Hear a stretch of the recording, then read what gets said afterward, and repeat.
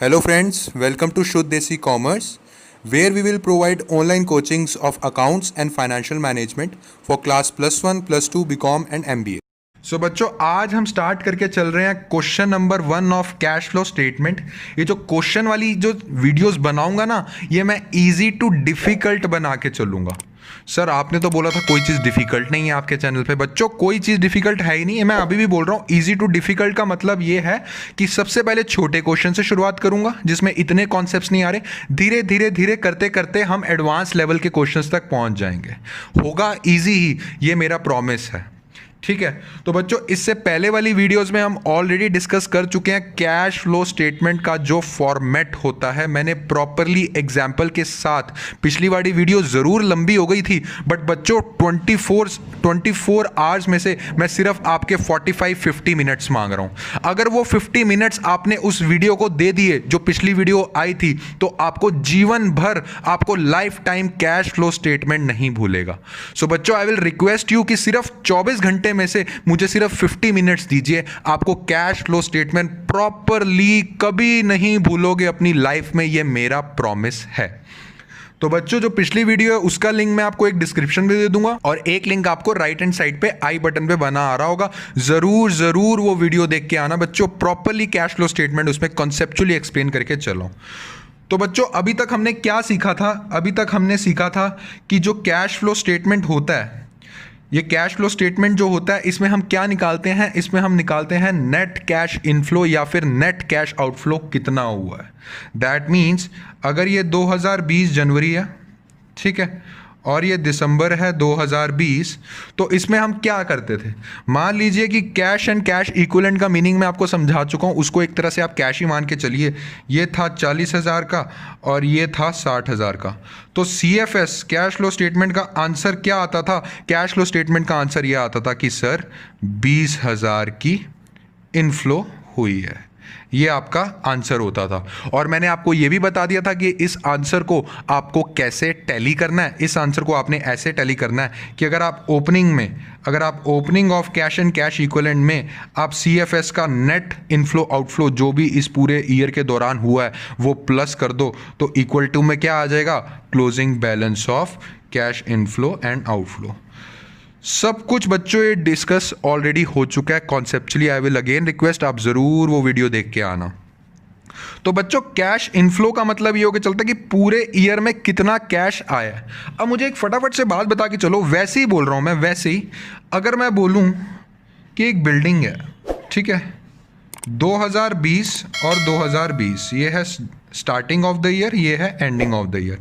अगर starting of the year में building 1,00,000 रुपए की दे रखी है और at the end of the year अगर बिल्डिंग 2,00,000 रुपया दे रखी है, और बात करूं मैं कैश फ्लो स्टेटमेंट की, मैं अभी ये नहीं पूछ रहा कौन सी कैटेगरी में आएगा, वैसे मैं जानता हूं मेरे बच्चे फटाफट बता देंगे कि सर ये कैश फ्लो फ्रॉम इन्वेस्टिंग में आएगा। क्यों आएगा कैश फ्लो फ्रॉम इन्वेस्टिंग में? 1,00,000 की बिल्डिंग स्टार्टिंग में थी, 2,00,000 की एंड में होगी, मतलब 1,00,000 रुपए की हमने परचेज करी है। मेरा मेन मोटिव ये है पूछने का कि आप इसमें क्या 2,00,000 इनफ्लो या फिर आउटफ्लो शो करोगे? नहीं सर, हमने तो चेंज निकालना है। हमने चेंज निकालना है। वो चेंज कौन सा निकालना है? 1,00,000 की बिल्डिंग थी साल के स्टार्टिंग में, 2,00,000 की बिल्डिंग होगी साल के एंड में। दैट मीन्स 1,00,000 रुपए की हमने बिल्डिंग परचेज कर ली। अगर 1,00,000 की बिल्डिंग हमने परचेज करी है, दैट मीन्स 1,00,000 रुपए हमने किसी को दिया है। So what will be the cash flow statement में इसकी क्या एंट्री होगी? 1,00,000 रुपए का कैश आउटफ्लो हुआ है। ये विल आप इसको you will show in the minus sign, -1,00,000, 1,00,000 रुपया चला गया। तो मेरा मेन मोटिव ये है कि आपको बैलेंसेस दिए होंगे क्वेश्चंस में, तो आपको क्या करना है कि वो बैलेंस नहीं उठाना, आपको उसके बीच का डिफरेंस निकालना है बच्चों। क्योंकि कैश फ्लो स्टेटमेंट क्या होती है? नेट इंक्रीज और decrease, sorry net increase decrease गलत है, नेट कैश इनफ्लो या फिर नेट कैश आउटफ्लो। कितना चेंज आया है उसमें, कितना चेंज आया है उसमें, हम ये कैश फ्लो स्टेटमेंट में सीख के चलते हैं। और एक और चीज़ मैं आपको क्लियर कर दूं, आप सब जानते हैं कि बैलेंस शीट पे जो नेट प्रॉफिट हम निकालते हैं ना, trading and profit and loss account, जो बैलेंस शीट में हम नेट प्रॉफिट लिखते हैं, उसमें से, ये सब बच्चे समझ लो, उसमें से सारी चीज़ें प्लस माइनस हो चुकी होती हैं। ये बात तो सबको पता है। जब हम trading and profit and loss account निकालते हैं उसमें से जो जो आइटम्स माइनस होनी है, जो जो आइटम्स प्लस होनी है, वो ऑलरेडी हो चुकी होती हैं। उसको कट कटा के उसमें जोड़ जाड़ के जो आइटम्स आती हैं उसको हम बोलते हैं नेट प्रॉफिट। बट जब हम कैश फ्लो फ्रॉम ऑपरेटिंग पढ़ेंगे उसमें नेट प्रॉफिट हम निकालेंगे कैश फ्लो के बेसिस पे। ये ऑलरेडी सब क्लियर हो चुका है बच्चों, ऑलरेडी सब क्लियर हो चुका है। मेरा मेन मोटिव ये था क्वेश्चन स्टार्ट करने से पहले आपको ये चीज़ क्लियर कर दूं। तो आइए बच्चों अब स्टार्ट करके चलते हैं हम एक क्वेश्चन। तो चलिए बच्चों आइए शुरू करते हैं। क्वेश्चन नंबर 1 आपको स्क्रीन पे नजर आ रहा है अपनी, ऑफ कैश फ्लो स्टेटमेंट। बच्चों जब क्वेश्चन आएगा ना एग्जाम पे, मैं आपको ना स्टेप वाइज समझाऊंगा कि आपने कैसे सॉल्व करके चलना है। नो डाउट क्वेश्चन लेंथी होते हैं कैश फ्लो स्टेटमेंट के, बट जिस स्टेप से शुद्ध देसी कॉमर्स चैनल वाले आपको सिखाएंगे ना, जिस स्टेप से अगर आप उस स्टेप से समझ लोगे आपके लिए क्वेश्चन बहुत ज्यादा इजी हो जाएगा। मैं आपको स्टेप्स बताऊंगा कि कैसे क्वेश्चन करके चलना है, स्टेप बाय स्टेप। कैसा स्टेप 1 लेना है, स्टेप 2 क्या लेना है और स्टेप 3 क्या लेना है। चलो आइए क्वेश्चन पढ़ते हैं। घबराना नहीं है, फर्स्ट चीज मैं आपको बता दूं क्वेश्चन पढ़ते हुए कैश फ्लो स्टेटमेंट। तो आपके स्क्रीन पे क्वेश्चन बना रहा है, कह रहा है from the following balance sheets of X Y limited as on 31 March 2011 and 31 March 2012 prepare a cash flow statement. Okay, balances दे रखे हैं, बैलेंस शीट्स दे रखी हैं। उन्होंने मुझे ये बोल के चले हैं कि sir cash flow from operating activity के लिए आपको नेट प्रॉफिट चाहिए होता है ना, आपको trading and profit and loss account चाहिए होता है। यही पढ़ा था हमने बच्चों। उसने कहा कि सर वो रहने दो, मैं सीधा आपको नेट प्रॉफिट ही दे रहा हूँ, है ना, मैं सीधा नेट प्रॉफिट ही दे रहा हूँ, क्योंकि आप अच्छे बच्चे हो, आपने इनडायरेक्ट मेथड ही लगाना है। इनडायरेक्ट मेथड का मतलब ये होता है कि नेट प्रॉफिट से स्टार्ट करो और प्लस कर दो नॉन कैश आइटम्स। तो सर वो आपका बैलेंस शीट से काम हो जाएगा, आपको trading and profit and loss account पढ़ने की जरूरत नहीं है। आप क्या सर पूरी लिस्ट भी दूंगा मैं आपको, फिर आप फिर से नेट प्रॉफिट निकालोगे। सीधा सीधा आप इनडायरेक्ट मेथड फॉलो करो, आपको मैं नेट प्रॉफिट प्रोवाइड कर रहा हूं इसमें। चलिए आइए देखते हैं कर रहा है कि नहीं कर रहा। फर्स्ट ऑफ ऑल हमें दिया हुआ है equity and liabilities. Equity share capital का बैलेंस दे रखा है 31 मार्च 2011 को। एक तरह से इसको मान के चलो 1 अप्रैल 2011 मतलब स्टार्टिंग ऑफ द ईयर, और क्लोजिंग ऑफ द ईयर दिया हुआ है 31 मार्च 2012 का बैलेंस। उसके बाद प्रेफरेंस शेयर्स दे रखे हैं, उसके बाद जनरल रिजर्व दे रखे हैं, फिर प्रॉफिट एंड लॉस का बैलेंस दे रखा है। ओके ठीक है। उसके बाद 10% डिबेंचर्स दे रखे हैं। 10% का मतलब होता है बच्चों इतने का इंटरेस्ट, और 8% का मतलब होता है 8% डिविडेंड। ठीक है, वो छोड़ दो अभी आप बात। उसके बाद एसेट्स दे रखे हैं, fixed asset, stock, debtors, bank. Okay ठीक है। उसके बाद सीधी सीधी इन्होंने एक एडजस्टमेंट दे दिया। याद है ना मेरी शपथ कि जो एडजस्टमेंट दी होगी मोस्ट ऑफ द केसेस में हमें अकाउंट बना के चलना होगा, वो चीज़ हम रूल याद रखेंगे। एडजस्टमेंट में आपको उन्होंने दिया है during the year machine costing ₹80,000 was sold for 50,000 और डिविडेंड पेड फॉर ₹80,000। ठीक है, कोई बात नहीं, इसमें कोई टेंशन वाली बात नहीं है, घबराना नहीं है। फर्स्ट ऑफ ऑल क्या करना है, जब आप इस क्वेश्चन का सोल्यूशन शुरू करोगे, क्वेश्चन को भूल जाओ कि क्वेश्चन है, आपने चुपचाप पहले फॉर्मेट बनाना है। तो बच्चों ये आपके सामने मैंने फॉर्मेट बना दिया है, देख लो। जैसा फॉर्मेट बताया था वैसे ही है। ये ना इसके कॉन्टिन्यूटी में ही बनेगा। मेरे पास नीचे रजिस्टर खत्म हो गया ना, इसलिए मैं बना नहीं सकता। ये इसके कॉन्टिन्यूटी में ही बनेगा। ठीक है, ठीक है। Cash flow from investing, cash flow from activity, financing activity, ये इसको हम ए दे देंगे। ठीक है, ए दे देंगे, इसको हम बी दे देंगे, इसको सी दे देंगे, है ना। बिल्कुल वही फॉर्मेट है जो ऑलरेडी सिखा चुका हूँ। हाँ सर, बिल्कुल वही फॉर्मेट है। स्टेप नंबर 1 आपका हो चुका है कंप्लीट। थोड़ा आराम आराम से समझाऊंगा ताकि आपको समझ में आ जाए कि सॉल्व कैसे करना है स्टेप बाय स्टेप। आगे वाले जो क्वेश्चंस होंगे उसमें थोड़ा फटाफट कर लेंगे, ये थोड़ा सा आप टाइम दे दो ताकि आप समझ लो कि कैसे। सेकंड स्टेप आपने क्या करना है, सेकंड स्टेप आपने खोजने हैं। सेकंड स्टेप हमारा रहेगा कैश एंड कैश इक्विवेलेंट। आपको बता चुका हूं मैं कैश एंड कैश इक्विवेलेंट क्या होके चलता है। सेकंड स्टेप आपका ये होता है कि कैश एंड कैश इक्विवेलेंट को खोजो। कैश एंड कैश इक्विवेलेंट बच्चों क्या होता है सर? कैश का मतलब कैश और कैश इक्विवेलेंट का मतलब जो चीजें हम कैश में कन्वर्ट करके चल सकते हैं। फटाफट से देखो बैलेंस शीट में क्या गिवन है। फिक्स्ड एसेट, स्टॉक नहीं सर वो तो करंट एसेट हो गए। डेटर्स जो हम फटाफट कैश में कन्वर्ट कर सकते हैं। एक तो कैश बताया था आपने, एक हमें बताया था बैंक, एक हमें बताया था बैंक ओवरड्राफ्ट, वो आपने बोला था अभी थोड़ी देर बाद समझाऊंगा बैंक ओवरड्राफ्ट का मीनिंग। एक आपने बताया था मार्केटेबल सिक्योरिटी। सर इसमें हाँ इसमें सर बैंक है, सर इसमें बैंक है। ओके बैंक है तो लिख दो 2011 31 मार्च, ठीक है। और 31 मार्च 2012 ये लिख दो बैंक। सो 2011 का क्या बैलेंस है, सब बच्चे क्वेश्चन में देखेंगे फटाफट से, 50,000। और 2012 का क्या बैलेंस है, 60,000। अभी कुछ भी नहीं करना, जैसे स्टेप बाय स्टेप समझा रहा हूँ वैसे समझते जाओ। अब इसमें मुझे बता के चलो, मैंने आपको कैश फ्लो स्टेटमेंट की क्या डेफिनेशन लिखवाई थी कि कैश एंड कैश इनफ्लो में, sorry cash and cash equivalents में कितना कैश इनफ्लो या फिर कितना कैश आउटफ्लो हुआ है। इसमें मुझे फटाफट से बात बता के चलो, कितना कैश इनफ्लो हुआ है, अगर कितना हुआ है तो बताओ कितना हुआ है, अगर कैश आउटफ्लो हुआ है तो बताओ कितना हुआ है। सर 50,000 रुपये का हमारे पास स्टार्टिंग में था, 60,000 रुपये का हमारे पास एंड में था, मतलब कि 10,000 का कैश इनफ्लो हुआ है। और सर एक और बात बताएं आपको हम, हाँ, शुद्ध देसी कॉमर्स वालों ने हमें ये सिखाया है कि यही हमारा आंसर है। क्यों? क्योंकि कैश फ्लो स्टेटमेंट का क्या मतलब होता है, net cash inflow outflow, net change in cash and cash equivalent, it is the answer of cash flow statement. और मैंने आपको पिछली वीडियो में एक और चीज बताया था, if opening balance of cash and cash equivalent plus CFS का जो आंसर आता है is equal to closing balance of cash and cash equivalent. That means 50,000 plus 10,000 is equal to closing balance कितना है बच्चों, 60,000। 60,000 इज इक्वल टू 60,000। एक बात आपको यहाँ से इशारा मिल गया, सर वो हम जानते हैं बट हम आपको बताएंगे नहीं। अरे बच्चों प्लीज़ बताओ ना क्या इशारा मिला।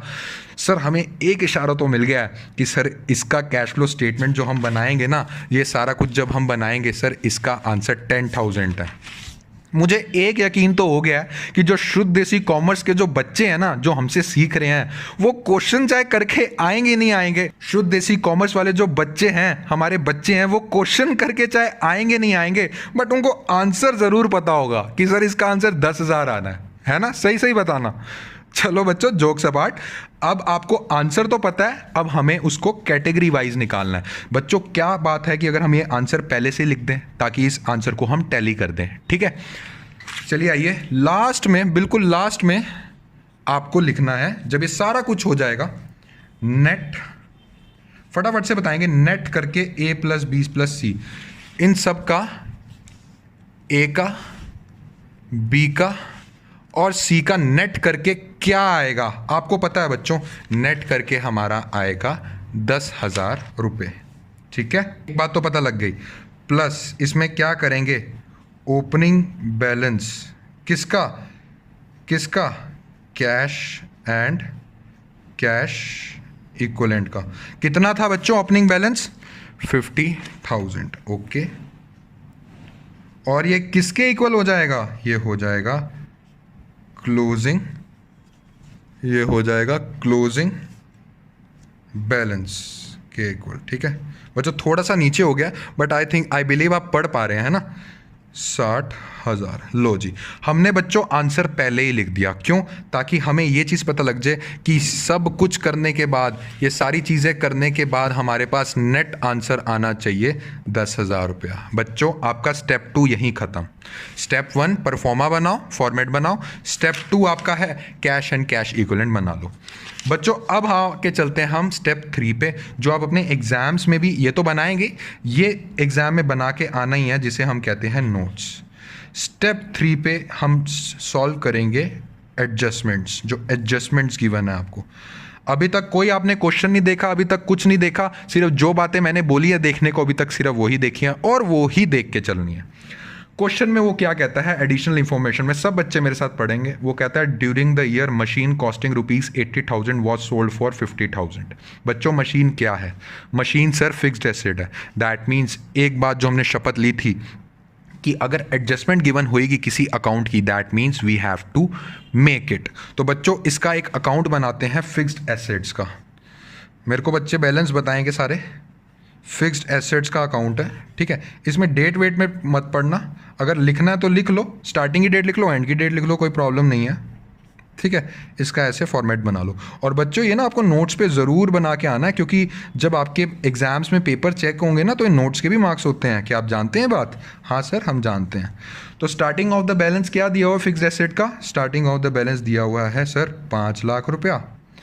और क्लोजिंग बैलेंस कितना दिया हुआ है सर? दिया हुआ है 7 लाख रुपीस। अब आज जो एडजस्टमेंट क्या बोलती है, एडजस्टमेंट हमें ये बोल के चल रही है कि एक मशीन है, मतलब कि जो ये फिक्स्ड एसेट्स है ना 5 लाख रुपया, इसमें से एक मशीन है जिसकी वैल्यू है 80,000 की। ओके, उसको हमने, वैल्यू कितनी है इसकी? 80,000 की। उसको हमने सेल कर दिया है कितने में? उसको हमने सेल किया है 50,000 रुपये में। दैट मीन्स 30,000 रुपये का हमें लॉस हुआ है। अब इससे फटाफट से बात बता के चलो, दिमाग में आपने क्या रखना है? जो दूसरी शपथ मैंने दिलवाई थी, दिमाग में आपको ये रखना है कितना कैश फ्लो गया और कितना कैश इनफ्लो आया। और दूसरी चीज़ क्या रखनी है दिमाग में? नेट प्रॉफिट पे कहीं डबल इफेक्ट तो नहीं डाल दिया मैंने? नेट प्रॉफिट से भी माइनस कर दिया और दूसरी चीज़ों से ही माइनस कर दिया। वो सारा लेखा जोखा आपको देख के अब चलना है। पहली चीज़ है सेल। एक चीज़ तो क्लियर हो गई, सेल हुई है सर, मतलब कि पैसा आया है कितने का? 50,000 रुपये का। इसका ट्रीटमेंट क्या करोगे? फटाफट से बताओ, जो मैंने फॉर्मेट में समझाया था। सर मैं बताऊंगा इसको cash flow from investing activity. बच्चों मैं CFIV लिख रहा हूँ, cash flow from investing activity में एक तरह से हमें क्या हुआ है? एक तरह से हमें कैश इनफ्लो है। इसको ऐसे लिख लेना ताकि जब आप सॉल्व करोगे ना क्वेश्चन कैटेगरी वाइज आपको याद हो। दूसरी चीज़ इसमें क्या हुई है बच्चों? इसमें दूसरी चीज़ सर लॉस हो गया हमें। ओके, हमें लॉस हो गया, तो जो वो लॉस है हमने P&L से माइनस किया होगा। ठीक है, अभी तक मुझे सिर्फ ये दो चीज़ें समझ में आ रही हैं। अब मुझे एक बात बता के चलो, जब आपने लॉस माइनस किया है कितने का? 30,000 का P&L से, एक बार तो आपने cash flow from operating activity के नेट प्रॉफिट से लॉस ऑलरेडी आप माइनस करके चल गए हो। एक आप cash flow from investing activity में 50,000 पे शो कर रहे हो। दैट मीन्स 80,000 में से 30,000 आप घटा के शो कर रहे हो। फटाफट से मुझे बता के चलो, जैसे मैंने पिछली वीडियो में आपको बताया था, ये डबल इफेक्ट हुआ है कि नहीं हुआ? जब हम सेल दिखा रहे हैं 50,000 की, इसमें से भी 30,000 माइनस करके ही दिखा रहे हैं ना cash flow from investing activity में।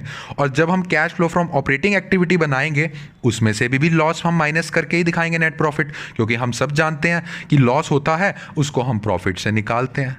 बच्चों जब बात होती है ना कैश फ्लो की, तो डबल इफेक्ट हो रहा है इसमें, आप खुद देख सकते हैं। 30,000 इसमें भी कम दिखा रहे हो और 30,000 इसमें भी कम दिखा रहे हो।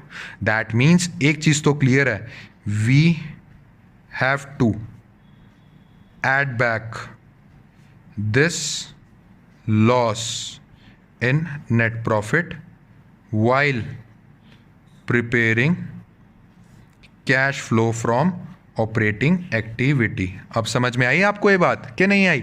हाँ सर अब समझ में आ गई। बच्चों पहले टोटली डिस्कस हो चुका है ये वाला, आप प्लीज़ ज़रूर वो वाली वीडियो देख लेना। ठीक है, इतना हमें पता लग गया। अब मुझे फटाफट से बता के चलो, अकाउंट में जब हम इसकी एंट्रियाँ करेंगे तो कैसे करेंगे? बाय बैंक पैसा हमारे पास आया है सेल करके, कितना फटाफट से बताओ? हमारे पास पैसा आया है 50,000 रुपया सेल करके। जो लॉस हुआ था उसको हमने क्या किया होगा? उसको हमने P&L से एडजस्ट किया होगा 30,000 का। ठीक है, यही खत्म। अब यहाँ पे एक बैलेंस आ रहा है, अब यहाँ पे एक बैलेंस आ रहा है। मैं आपको ऑलरेडी लेजर अकाउंट्स को रीड करना विद एडजस्टमेंट सिखा चुका हूँ। यहाँ आपका कितना बैलेंस आ रहा है फटाफट से मुझे बता के चलो। यहाँ आपका आ रहा है बैलेंस 2,80,000। 5 लाख रुपए की आपकी मशीनरी थी, यहाँ पे एडजस्टमेंट्स की हैं आपने, लास्ट में बचा है 7 लाख रुपया। दैट मीन्स अगर यहाँ बैलेंस आ रहा है कुछ मशीनरी परचेज की गई है। दैट मीन्स अगर मशीनरी परचेज करेंगे तो कैसे करेंगे? बैंक से ही जाएगा ना पैसा, तो हम यहाँ एंट्री कर देंगे टू बैंक अकाउंट। ये कितना आया? 7,80,000 एंड 7,80,000। बच्चों इसमें मैं इसलिए ज़्यादा फोकस नहीं कर रहा हूँ क्योंकि मैंने इतना अच्छे से पिछली वीडियोज़ में समझा चुका हूँ ऑलरेडी। अब एक और कंक्लूजन लिख लो। एक तो ये बन गया था, ये बन गया था, और एक और बन गया था परचेज ऑफ मशीनरी भी हो चुकी है। ये इसलिए लिख के चलना है आपको कंक्लूजन, ताकि आपको जब कैटेगरी वाइज बनाओगे ना तो आपको याद रहे परचेज ऑफ मशीनरी कितने से हो गई है? 2,80,000 पे। अब फटाफट से बता के चलो इसका ट्रीटमेंट क्या करोगे? Sir cash flow from investing activity से कैश आउटफ्लो है, इसको हम माइनस कर देंगे। अब समझ में आई आपको बात? ठीक है, फर्स्ट एडजस्टमेंट डन। अब आते हैं हम सेकंड नंबर वाली एडजस्टमेंट में। क्या लिखा है? Dividend paid ₹80,000। Dividend paid ₹80,000। बच्चों प्रपोज डिविडेंड वाला चैप्टर पढ़ा था कि नहीं पढ़ा था जो पिछली वीडियो में? हाँ सर पढ़ा था। उसमें मैंने एक चीज़ आपकी मिस करवा दी थी, ताकि मैं ये चाह रहा था कि आपको मैं क्वेश्चन के साथ समझाऊं। उसमें हम क्या पढ़ते थे? प्रपोज डिविडेंड पढ़ते थे ना, 2 सालों के दिए होते थे, एक तो स्टार्टिंग के एक लास्ट के। जो स्टार्टिंग वाला होता था उसको मैं ये बोलता था कि पिछले साल का डिविडेंड है, जो पिछले साल नहीं इस साल देंगे, और जो इस साल का प्रपोज किया वो हम प्रॉफिट एंड लॉस अकाउंट से माइनस तो कर लेते थे, बट इस साल उस डिविडेंड का कैश आउटफ्लो तो नहीं हुआ, क्योंकि वो तो अगले साल होगा, तो हम उसमें ऐड बैक कर देते थे। अगर जब भी आपको सिंपल एक डिविडेंड दिया हुआ है, जैसे कि क्वेश्चन में दिया है डिविडेंड पेड ₹80,000, हम ये एज्यूम करके चलते हैं, सब बच्चे मेरे साथ लिखेंगे, हम ये एज्यूम करके चलते हैं कि ये डिविडेंड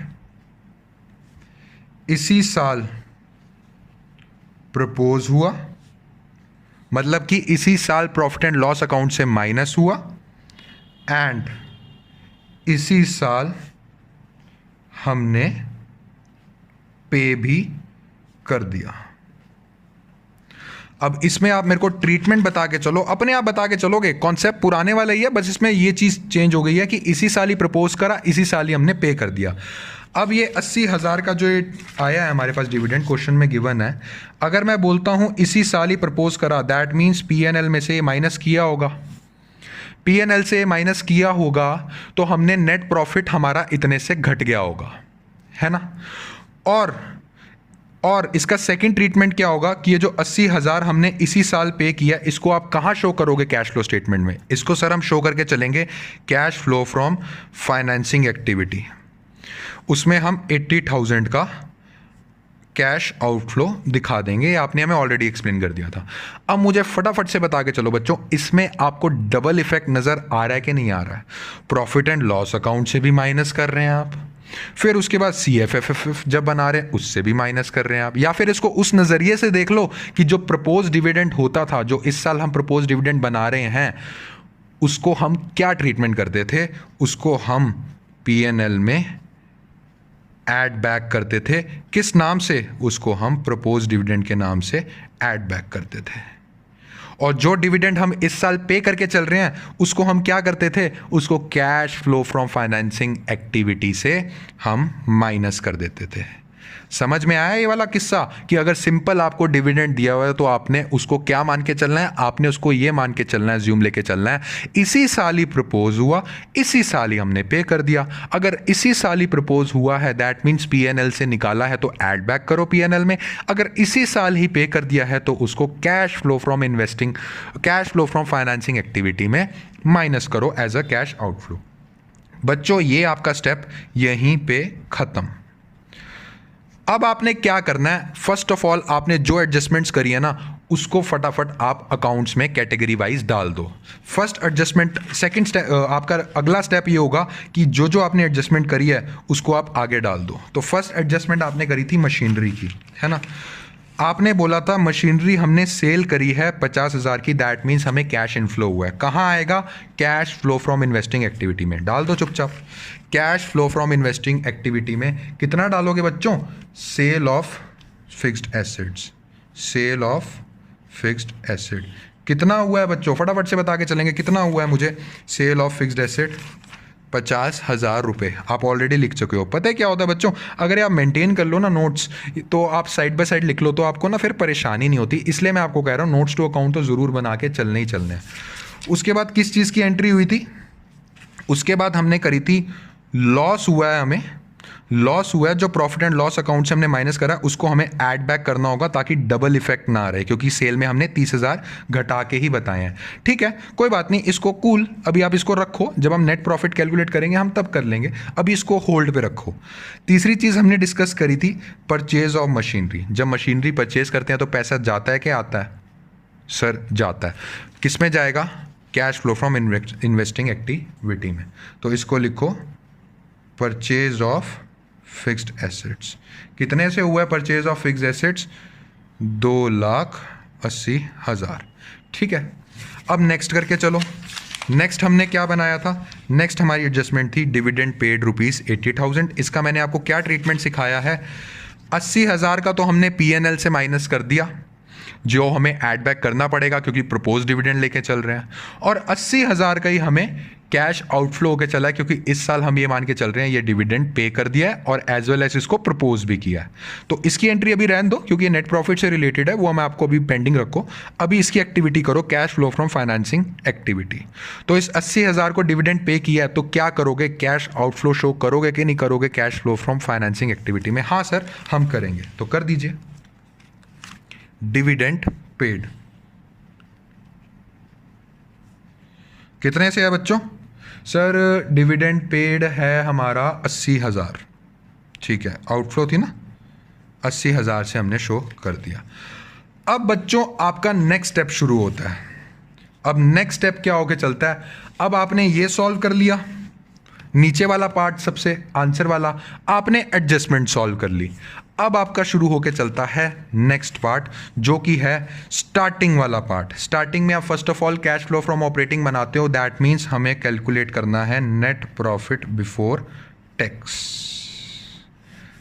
स्टार्टिंग तो बच्चों नेट प्रॉफिट बिफोर टैक्स में मैंने आपको क्या बता चुका हूं पहले वाली वीडियो में, नेट प्रॉफिट बिफोर टैक्स में आपको ऐड बैक करना होता है प्रोविजन फॉर टैक्स इस साल का और प्रपोज डिविडेंड।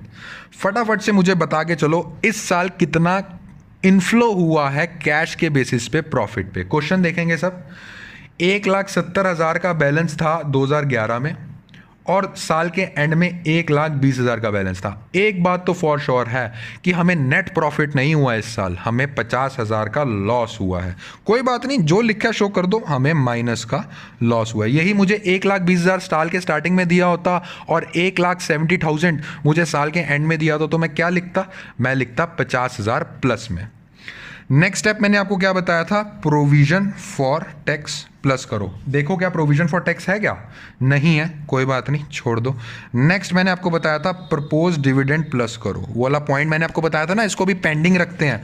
वो पॉइंट बच्चों ये आ गया, ये देखो 80,000 का जब हम इसको प्रपोज डिविडेंड मान के चल रहे हैं, दैट मीन्स पीएनएल से माइनस किया होगा, बट डबल इफेक्ट ना हो जाए इसको हमें क्या करना है? Add back. तो कर दो इसको ऐड बैक। कितना आया बच्चों? 30,000 पे शेष, 30,000 पे पॉजिटिव में आया। अब समझ में आया आपको कि नेट प्रॉफिट बिफोर टैक्स कैसे निकलता है, जो मैंने आपको फॉर्मेट में डिस्कस किया था? हाँ सर अब समझ में आ गया। चुपचाप कुछ नहीं करना, यहां तक निकला, क्योंकि इसके बाद अब आती है एडजस्टमेंट, वो हम वहां करके चलेंगे। चुपचाप इसको आपने यहां लिख देना है, नेट प्रॉफिट बिफोर टैक्स। कितना आया बच्चों? 30,000। अब फॉर्मेट के अकॉर्डिंग मैंने आपको क्या बताया था? अब शुरू होंगी हमारी एडजस्टमेंट। अब शुरू होंगी हमारी एडजस्टमेंट्स। पहली एडजस्टमेंट कौन सी आती थी? पहली एडजस्टमेंट हमारी आके चलती थी डेप्रीसिएशन की। क्या वो है? नहीं है, छोड़ो, अब छोड़ दो, वो छोड़ दो। आपने लिख दिया है नेट प्रॉफिट बिफोर टैक्स। अब हम स्टार्ट करके चल रहे हैं एडजस्टमेंट्स। एडजस्टमेंट्स में एक चीज जरूर देख लेना। कौन सी? आपने नेट प्रॉफिट में प्रपोज डिविडेंड और प्रोविजन फॉर टैक्स तो कर दिया, उसका ट्रीटमेंट। आप एक चीज़ ज़रूर देख लेना जब आप एडजस्टमेंट शुरू कर रहे हो कि जो मैंने पहले एडजस्टमेंट बनाई थी, क्या उसमें कुछ नेट प्रॉफिट का पंगा वंगा तो नहीं है? देखते हैं, आइए। अरे हाँ, एक पंगा था। कौन सा सर? सर जो हमने लॉस माइनस करा हुआ था ना सेल ऑफ एसेट पे, सर हमें उसे ऐड बैक करना था नेट प्रॉफिट में। कर दो, परफॉर्मा में मैं फॉर्मेट में मैं आपको ऑलरेडी लिखवा चुका हूँ। Loss on sale of machinery. कितना आया था बच्चों आपका loss on sale of machinery? हमारा आया था 30,000 रुपया। अब आप क्लियर हो गए हो सारी चीज़ों से कि नहीं हो गए हो? एडजस्टमेंट की थम्स अप हो गए हो। डिविडेंड की एंट्री कर दी, कर दी। नेट प्रॉफिट निकाल लिया, सब कुछ कर करा के? हाँ सर निकाल दिया। अब बच्चों आपका मेन चीज़ शुरू होती है। वो मेन चीज़ क्या शुरू होती है कि आपको अब पढ़नी है आपकी मेन बैलेंस शीट। अब आना है मेन आपको क्वेश्चन पे, ठीक है? अब आना है मेन आपको क्वेश्चन पे। फर्स्ट ऑफ ऑल हम सब पढ़ के चलेंगे इक्विटी शेयर कैपिटल। 4 लाख का ओपनिंग बैलेंस दे रखा है, 7.5 लाख का क्लोजिंग दे रखा है, मतलब कि 5, 6, 7, 3.5 लाख रुपया हमारे कंपनी में पैसा आया है। कहाँ एंट्री करेंगे फटाफट से मुझे बताओ? फाइनेंसिंग एक्टिविटी में सर कैश इनफ्लो की एंट्री कर दो, हमारा खेल खत्म हो जाएगा। चलिए कर दीजिए। Issue of equity share capital कितने से है बच्चों? 3.5 3 लाख। नेक्स्ट आइटम पढ़ेंगे 8% प्रेफरेंस शेयर्स। 8% का मीनिंग मैंने आपको ये बताया था डिविडेंड, बट आप एडजस्टमेंट में देख के चलिए कि ऑलरेडी डिविडेंड पे की हम एंट्री कर चुके हैं, तो इसमें इतनी टेंशन नहीं लेनी कि क्या सर दोबारा डिविडेंड। नहीं बच्चों, डिविडेंड हो गया। सिंपल आप कॉन्सेंट्रेट करो प्रेफरेंस शेयर पे। 60,000 के प्रेफरेंस शेयर थे साल की स्टार्टिंग में एंड 1 लाख का प्रेफरेंस शेयर था साल के एंड में। फटाफट से मुझे बता के चलो कितना पैसा हमारे पास आया। सर 40,000 का कैश इनफ्लो हुआ है, लिख दो। इशू ऑफ प्रेफरेंस शेयर्स कितने से? 40,000 का कैश इनफ्लो। प्रॉफिट, उसके बाद आता है जनरल रिजर्व। बच्चों जनरल रिजर्व का मतलब ये होकर चलता है एक तरह से ऐसा रिजर्व जो हम प्रॉफिट एंड लॉस अकाउंट से निकालते हैं। इसमें कोई कैश फ्लो इंक्लूड नहीं होता है, इसकी टेंशन मत लेना कि क्या सर इसके अंदर कैश फ्लो इंक्लूड होता है। ना ना ना ना ना, इसके अंदर कैश फ्लो इंक्लूड नहीं होता है। अगर जनरल रिजर्व आपका 1 लाख रुपया है साल की स्टार्टिंग में और 1,20,000 है साल के एंड में, दैट मीन्स 20,000 रुपये हमने जनरल रिजर्व में पैसा डाला है ना, इसका मतलब क्या हुआ है कि प्रॉफिट से हमने निकाल लिया। यही जनरल रिजर्व अगर उल्टा कर दूं कि आपका जनरल रिजर्व घट रहा है, दैट मींस हमने प्रॉफिट में डाल दिया वो पैसा। ठीक है, तो इसको हम क्या करेंगे, इसको हम करके चलेंगे लेस। एक और बार बात समझ लो, अगर जनरल रिजर्व का जो पैसा है वो बढ़ रहा है, दैट मींस प्रॉफिट से हमने निकाल लिया था। ठीक है, बट अब वो क्या कह रहा है कि जनरल रिजर्व का पैसा अब घट रहा है, दैट मीन्स उस जनरल रिजर्व से हमने प्रॉफिट में पैसा डाल दिया था। तो एक मेरे को बात बता के चलो, हमने प्रॉफिट जब बढ़ाए थे प्रॉफिट एंड लॉस अकाउंट में, जब हमने प्रॉफिट जनरल रिजर्व से पैसा निकाल के प्रॉफिट में डाला तो प्रॉफिट बढ़ गए होंगे। क्या वो कैश के वे में बढ़े थे? क्या उसमें कैश इनफ्लो या आउटफ्लो हो रहा था? कैश की तो बच्चों बात ही नहीं हो रही। हमने जनरल रिजर्व से उठा के प्रॉफिट में डाल दिया, प्रॉफिट से उठा के जनरल रिजर्व में डाल दिया। तो हमने क्यों प्लस किया उस टाइम पे प्रॉफिट एंड लॉस अकाउंट में? दैट मीन्स अगर हमने जनरल रिजर्व का पैसा उठा के प्रॉफिट में प्लस किया था जब हम प्रॉफिट एंड लॉस अकाउंट बना रहे थे, दैट मीन्स उसको हमें माइनस करना है, क्योंकि उसमें कैश इनफ्लो तो हुआ ही नहीं है। अब पढ़ो बच्चे, जनरल रिजर्व क्या दे रखा है। 2011 का बैलेंस दिया है 70,000 रुपया और 2012 का बैलेंस दिया 50,000 रुपया। दैट मीन्स 20,000 रुपये हमने जनरल रिजर्व से निकाल के प्रॉफिट में डाल दिए। क्या इसमें कैश इनफ्लो हुआ है कुछ? क्या कैश आया गया इसमें? नहीं आया। तो प्रॉफिट क्यों बढ़ा दिए? कैश फ्लो स्टेटमेंट आपसे सवाल पूछ रही है, प्रॉफिट क्यों बढ़ा दिए? वो हमने ऐसे ही बढ़ा दिए सर, वो तो प्रॉफिट एंड लॉस अकाउंट में करना ही था। बट आप क्या बना रहे हो अब आप बना रहे हो कैश फ्लो स्टेटमेंट। तो क्या करोगे आप? माइनस करोगे जनरल रिजर्व, जो आपने प्रॉफिट को जनरल रिजर्व को 20,000 से बढ़ा दिया था। इसमें आप लिखोगे ट्रांसफर फ्रॉम जनरल रिजर्व। कितने से है बच्चों? 20,000 रुपये से। ठीक है, अब नेक्स्ट पे आओ 10% डिबेंचर्स। 10% डिबेंचर्स में वो बोल के चल रहा है स्टार्टिंग का बैलेंस था 2 लाख रुपए और एंड का बैलेंस था 1,80,000।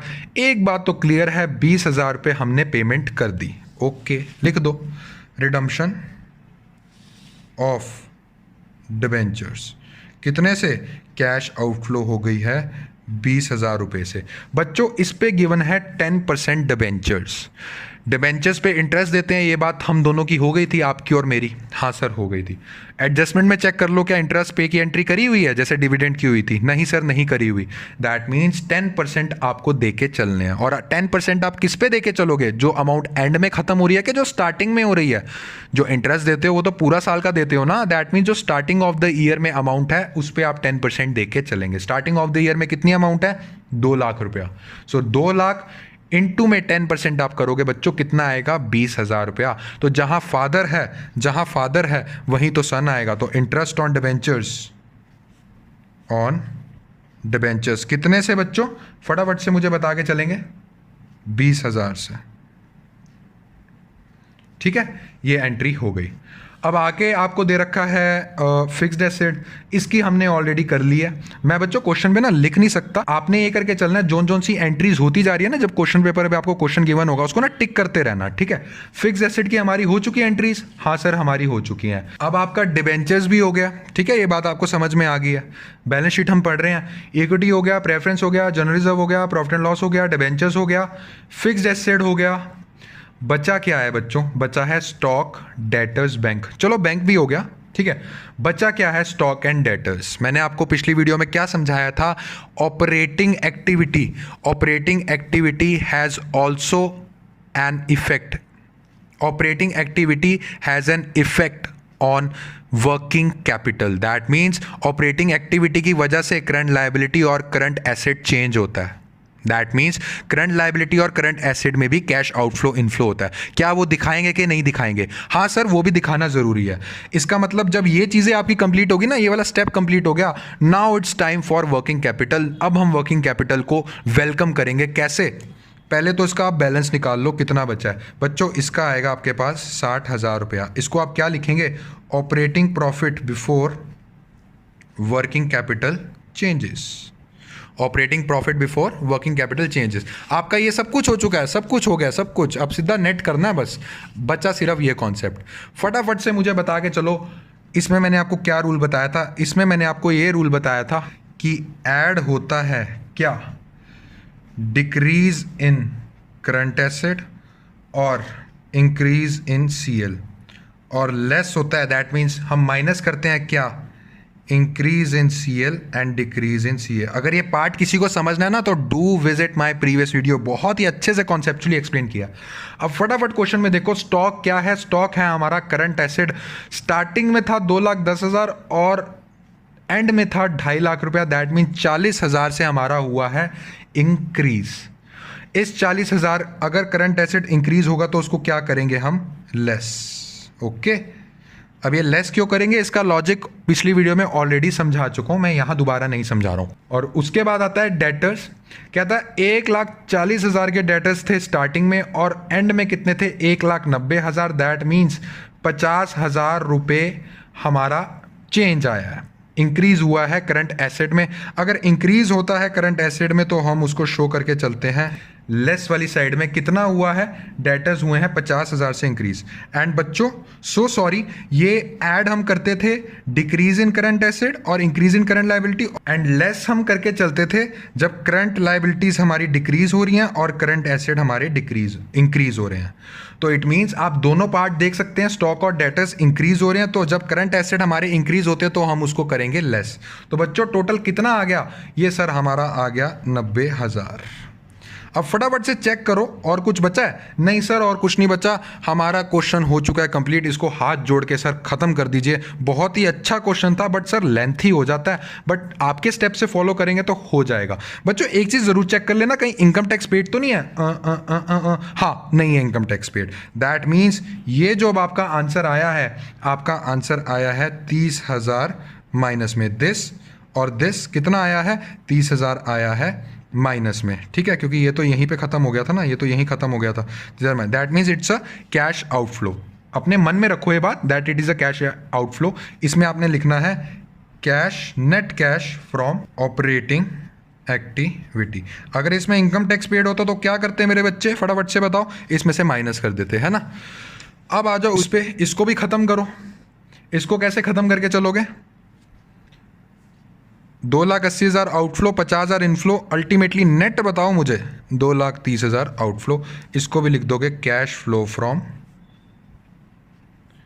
Investing activity. इसको भी खत्म करो फटाफट से। इसका क्या आएगा? इसका आएगा इतना इतना इनफ्लो, इतना इतना इतना आउटफ्लो। इसका आएगा टोटल 2,70,000 का हमारा कैश फ्लो। इनफ्लो हुआ ना, प्लस में लिखा है cash flow from financing activity.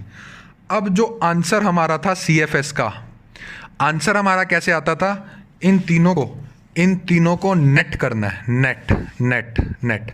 चलिए करते हैं। 30,000 रुपया माइनस में, ठीक है, 2,30,000 रुपया माइनस में, ठीक है, और 2,70,000 रुपया प्लस में। 2,70,000 रुपया प्लस में कितना आया बच्चों? कितना आया बच्चों? ये आया है 10 लाख रुपया। फिर से मैं आपको करके दिखा रहा हूँ, 2,70,000 रुपया प्लस में, माइनस में 2,30,000, और माइनस में कैश फ्लो फ्रॉम ऑपरेटिंग से कितना आया था? 30,000। Net A plus B plus C कितना आया है? 10,000 रुपया। और हमारा opening balance of cash and cash equivalent कितना था? 50,000 रुपया। तो हमारा कैश आउटफ्लो सॉरी हमारा cash and cash equivalent at closing of the year कितना आया है 60,000। एक बात तो हमारा क्लियर होगी कि हमारा आंसर बिल्कुल करेक्ट है, हमारा आंसर बिल्कुल करेक्ट है। तो बच्चों मेरे को पूरी उम्मीद है कि आपको समझ में आ गया कि सारा कैसा स्टेप बाय स्टेप कैसे क्वेश्चन फॉलो करना है। स्टेप 1 में आपको लास्ट वाला मेथड करना है, उसके बाद एडजस्टमेंट्स देख लो, उसके बाद नेट प्रॉफिट देख लो। उसके बाद जब आप नेट प्रॉफिट देखोगे तो देख लेना कहीं एडजस्टमेंट में प्रॉफिट का तो नहीं बचा हुआ कुछ। उसके बाद आप बैलेंस शीट पे आ जाओ, सारी items line by line wise record करते रहो, आपके पास आपका आंसर आ जाएगा। एंड बच्चों डू मेंशन ये नोट्स और अकाउंट ज़रूर बना के आना, क्योंकि ये मोस्ट इंपॉर्टेंट होके चलते हैं बच्चों, ठीक है। ये चीज़ें सारी आपको शो करके आनी है। फटाफट से बच्चों मेरे को बता के चलो आपको क्लियर हुआ question step by step. Question तो क्लियर था बट लेंथी होने की वजह से ना थोड़ा आपको थोड़ा सा वो लगे कि यार सर बहुत लेंथी है, बट जैसे मैंने स्टेप बाय स्टेप समझाया ना बच्चों, आप वैसे ही सॉल्व करते रहना। अगर इसमें कोई भी डाउट अब आपको आया बच्चों तो आप ज़रूर mention in the comment section, ठीक है। अब नेक्स्ट वीडियो में हम अगला थोड़ा सा मुश्किल वाला लेवल लेके चलेंगे जिसमें थोड़े बहुत और कॉन्सेप्ट्स होंगे। And guys do like share and subscribe ताकि ये वीडियो ज़्यादा से ज़्यादा बच्चों तक पहुंच सके। Thank you.